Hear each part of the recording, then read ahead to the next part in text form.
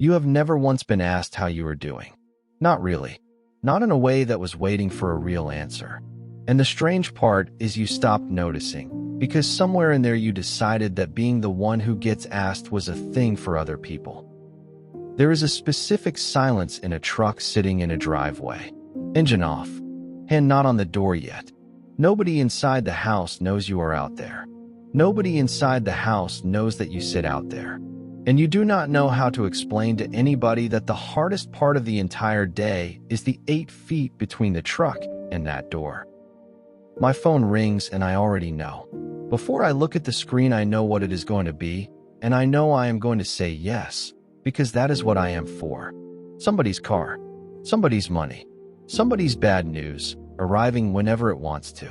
My mother's appointments, my kids and whatever they need, my wife and the day she had, and the fact that she needs me steady when she tells me about it. The guys at work who cannot figure it out without me standing there. And I say yes every time, and I have never once said no, and nobody has ever asked me why. There is a story about Moses that I could not read for a long time without something going tight in my chest. His father-in-law comes to visit and watches him work. Just watches. The man sits there all day while people line up in front of Moses from morning until night. And when it is over, the old man does not congratulate him. In Exodus chapter 18 verse 18, you will surely wear away, both you and this people that is with you, for the thing is too heavy for you. You are not able to perform it yourself alone. Somebody watched him and said it out loud. Not God, a person, an old man with eyes in his head who saw what it was costing and refused to pretend he did not see it. I have never had that. I do not think most of us do. I stopped sleeping. Not all at once. It went in pieces, the way things do.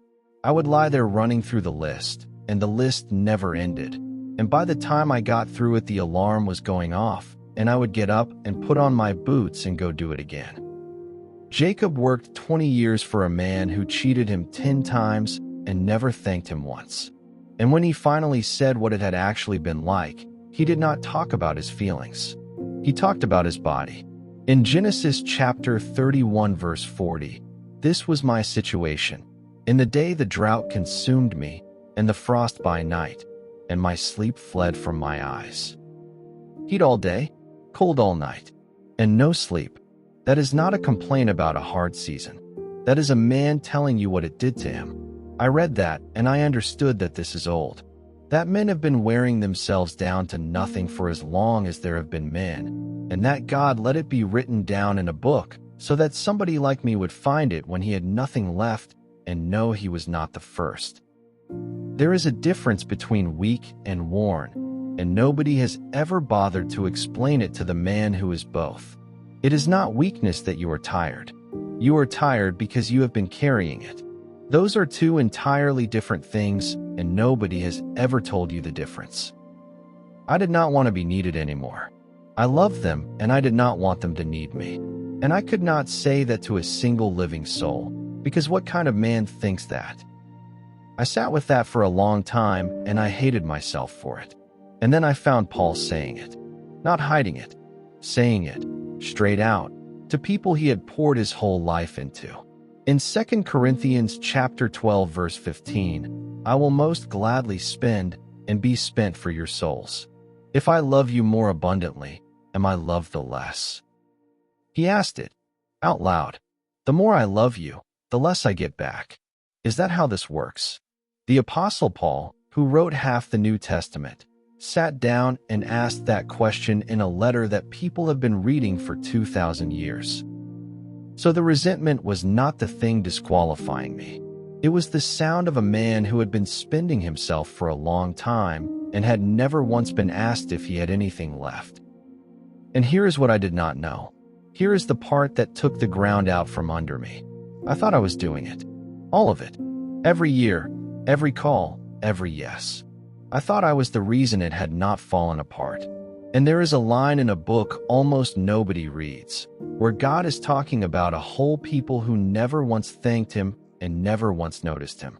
He calls them by the name of one man, Ephraim, the way a father speaks about a child. In Hosea chapter 11 verse 3, "Yet I taught Ephraim to walk. I took them by his arms, but they didn't know that I healed them."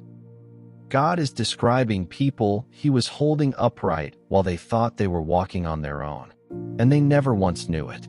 Every single step I thought I took under my own strength, somebody had me by the arms. Every night I got up and did it again. He was the reason I could stand. I was not holding it together. I was being held together, and I never knew, and I never thanked him, and he did it anyway. You are not the anchor. You never were. Something has been under you this whole time, and it was never your own strength, and the fact that you could not feel it does not mean it was not there. I used to think God was up there somewhere, and I was down here handling things. And then I found where he actually lives. In Isaiah chapter 57 verse 15, "I dwell in the high and holy place, with him also who is of a contrite and humble spirit, to revive the spirit of the humble, and to revive the heart of the contrite." Two addresses: the high and holy place, and with the man who has nothing left. Same God, same moment.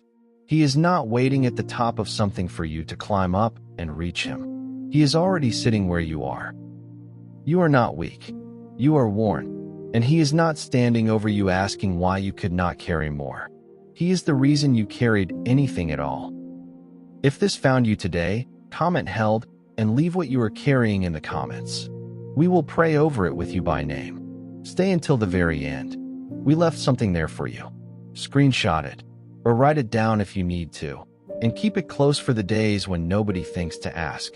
Subscribe for your daily spiritual reset. We will be here. We see you. We are here for you.